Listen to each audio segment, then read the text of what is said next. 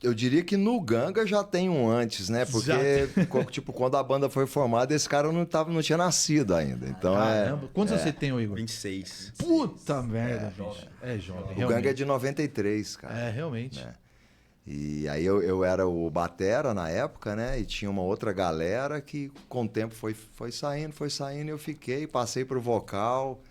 A gente teve uma formação que ficou por 22 anos tocando junto, 2 duplas de irmãos, eu e meu irmão. Que demais. E mais 2 no baixo e na guitarra. E gravamos aí 8 álbuns, né?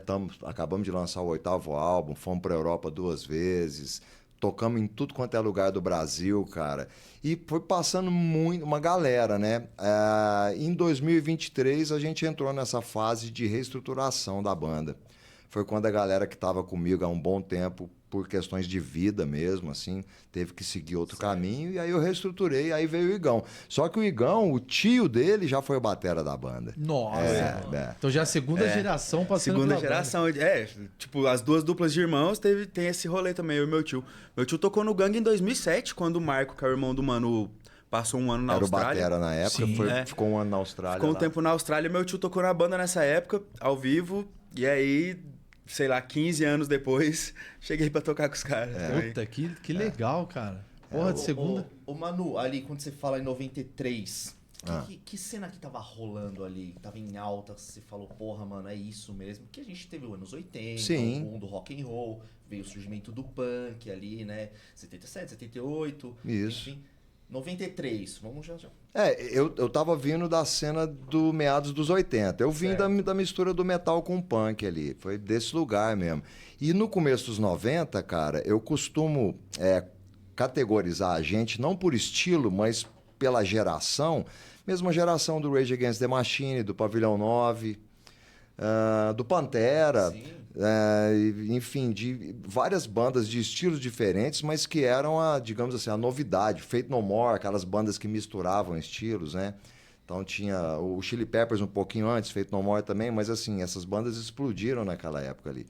Rollins Band, Body Count, Biohazard, o Stone Temple Pilots, assim, a gente mais com o nosso background do metal e do punk, a cena mineira, muito enraigada na sonoridade, o punk também, principalmente o punk paulista e o punk europeu, isso chegava muito pra gente. Só que desde o final dos anos 80, eu tava ligado em rap também, cara, muito ligado em rap, já indo em shows, GOG, Racionais, Consciência Humana, Realidade Cruel, Facção Central. Grupo de peso, e ali, na época, a galera do metal não tinha essa abertura para isso, né?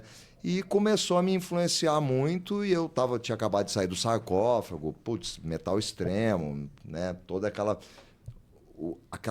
coisa que é puramente metal, né? E eu tava em outra vibe, cara.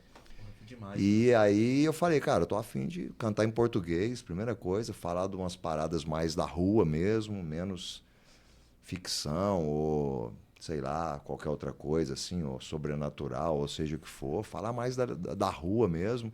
E muito influenciado por essas bandas, né? E teve uma mudança muito grande na minha vida na época também, de deixar a loucura de lado e buscar uma vida mais saudável e tal. Tudo foi na mesma época, cara, 93, por ali. E aí foi quando a gente formou a banda. A gente falou, cara, a gente vai misturar o que a gente já gosta, fazer crossover, mas a nossa maneira. Mas vamos trazer o dub, vamos trazer o reggae, que a gente gosta disso, a gente já tá brincando com isso também. Aí começou como um projeto paralelo das outras bandas, né? Só que chegou uma hora que o projeto paralelo virou o projeto principal. Mas a sua saída do Sarcófago, mano, foi por conta disso? Você já estava... te incomodava essa questão de visão, assim, de mundo, de falar de outras paradas ou não? Não que me incomodava, mas não era minha banda, cara. Assim, eu tive... Você era vocal? Eu era batera. Você era batera no Sarcófago? Isso, eu fui convidado para entrar na banda como integrante, gravei um álbum com eles, que é um disco que eu tenho muito orgulho. Metal extremo, death metal mineiro, do mais profano e blasfemo que existe.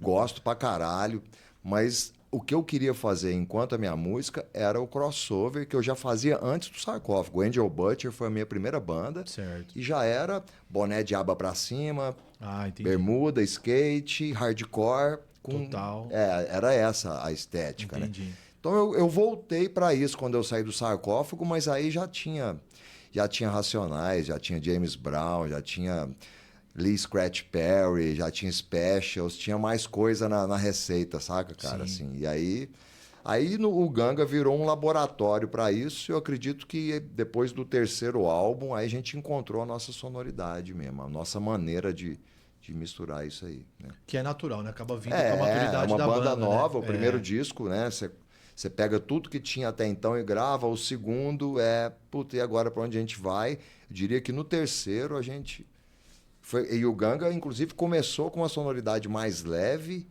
e do primeiro disco pro terceiro a gente já tinha voltado a pesar de novo. Então já tinham elementos, né? Então é meio que você vai se encontrando, né, cara? Mas sempre com partes rapeadas, com groove, a gente realmente é difícil categorizar. Eu gosto do termo crossover porque é um tipo de crossover. A gente faz um tipo de uma determinada mistura que tem como base o metal e o punk, mas como eu falei, tem os orégano na pizza ali, né? O rap, o dub,